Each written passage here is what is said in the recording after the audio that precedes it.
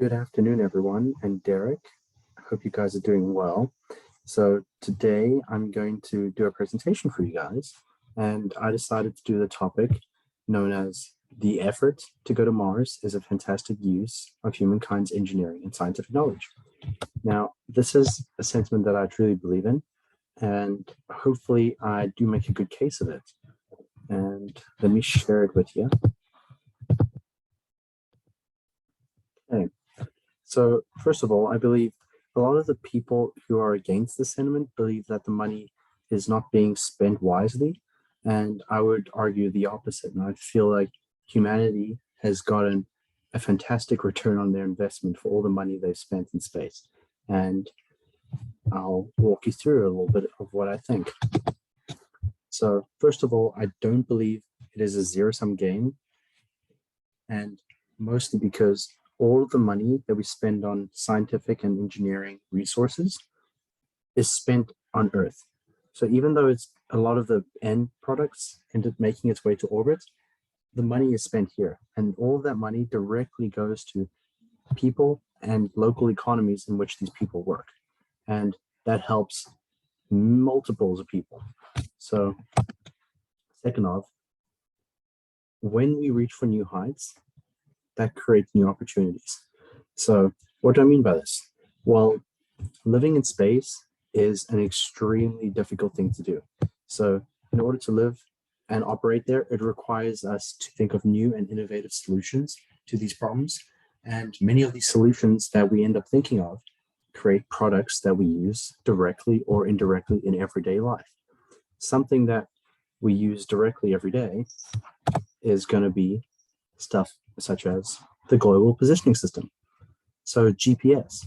GPS is something we use whether we like it or not. It's used in industries, it's used in personal use. We use it in our cell phones, our cars. Planes use it to keep them safe in space. It's countless uses. Farm uses it to keep track of agricultural growings. It's become something we can't do without now. But another one that I think was a bit of a shock for me was the discovery or the invention of memory foam. Memory foam itself was a space invention. And all of these products that I'm mentioning have had knock-on effects into the greater market. How many jobs have been created by companies that are now producing memory foam? Something that is directly the result of investment in space. Such as the next one, cordless power tools. As you can see, the Apollo astronaut in the picture is taking a moon sample of some of the rock and regolith over there, and he's taking it with a cordless power tool. These are things that did not exist at the time when they needed to launch, and these were inventions made from spaceflight. And some of the commercial knock-on effects from this is Black & Decker tools, Milwaukee tools, Dyson vacuums. All of these are cordless, in a sense, power tools.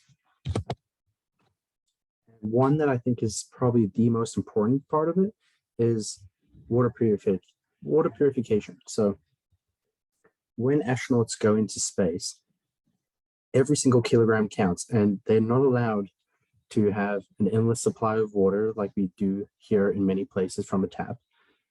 They have to take the water that's going with them and they need to make it work. So they had, just by that limitation, they had to design an invention called water purification.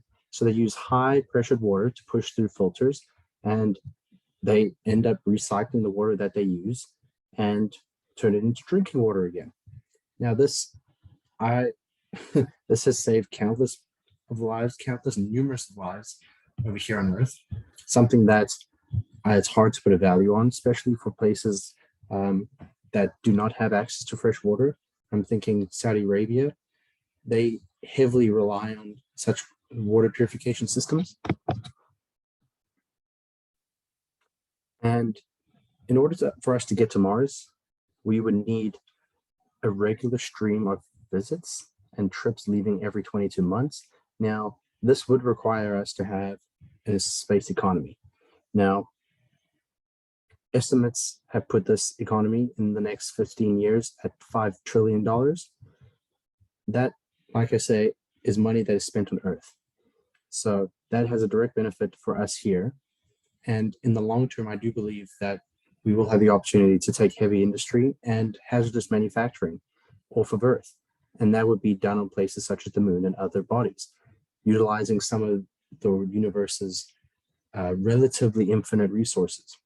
And if that is the case, it leaves Earth open to becoming an ecological paradise, places where people from around the universe will come back home to visit. So what does this all mean?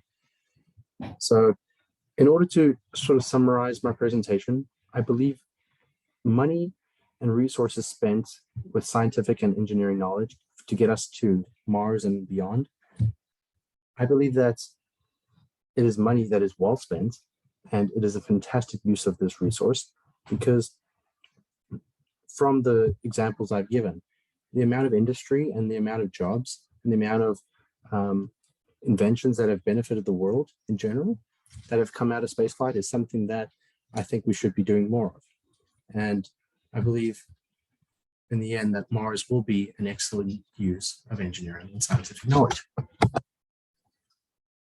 And on more of a philosophical basis, we still believe that life only exists on Earth at the moment, which means that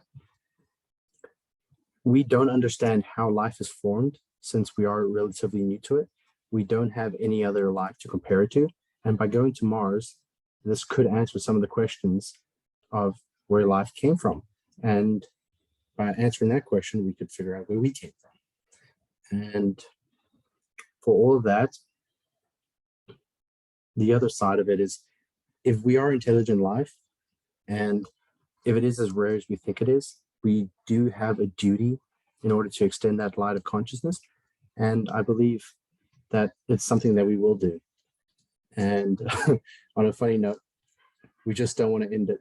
We don't want our story to end the same way as the dinosaurs did. Thank you very much for listening to my presentation. Hopefully you enjoyed it.